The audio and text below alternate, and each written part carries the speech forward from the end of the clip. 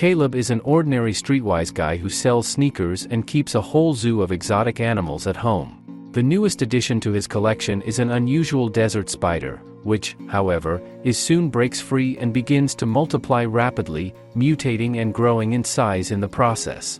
Because of its poisonousness, the authorities quarantine the house where Caleb lives, so that he and his friends can now rely only on themselves. Hardly anyone will argue with the fact that spiders are extremely unpleasant creatures. With all the harmlessness of vast majority of these species, to humans they look so dangerous, that it seems obvious to make horror movies about them.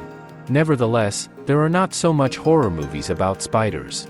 If you won't delve into the very old movies and exclude obvious thrash, only two movies come to mind: canonical Arachnophobia and Eight-Legged Freaks, with a young Scarlett Johansson, and the latter in general was almost a comedy. Infested is a French thriller, almost devoid of humor, but there are a lot of spiders and prickly vibe of modern urban drama. Its action takes place in shabby public houses, where nothing works, to the accompaniment of harsh rap.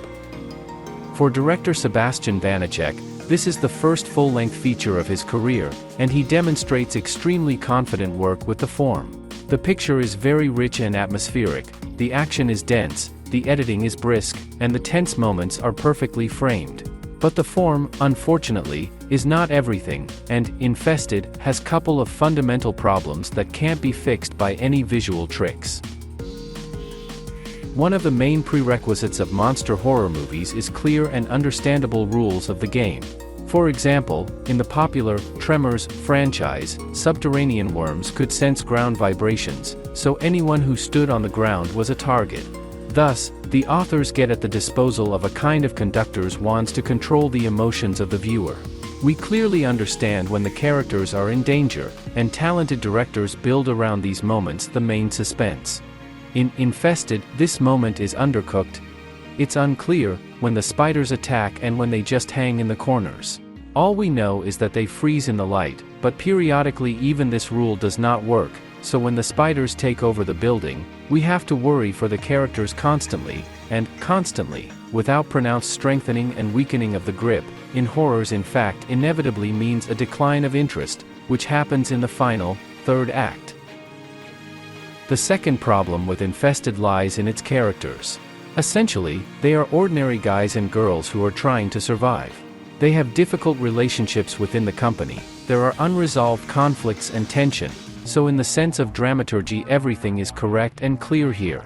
But in the same unfortunate third act, the authors decide to emphasize social justice and try to make the villains out of the policemen, who seal the building and quarantine it. Yes, this is a commonplace in movies like these, but in Infested, it does not work very well, because it was not the police who started all these problems with multiplying arthropods, but the main character, Caleb, who failed to look after his spider. And when the massacre starts, viewers may become overcome with contradictory feelings. It's hard to empathize with a man who endangers first the lives of friends and neighbors, then the lives of police officers, and then the safety of the whole city.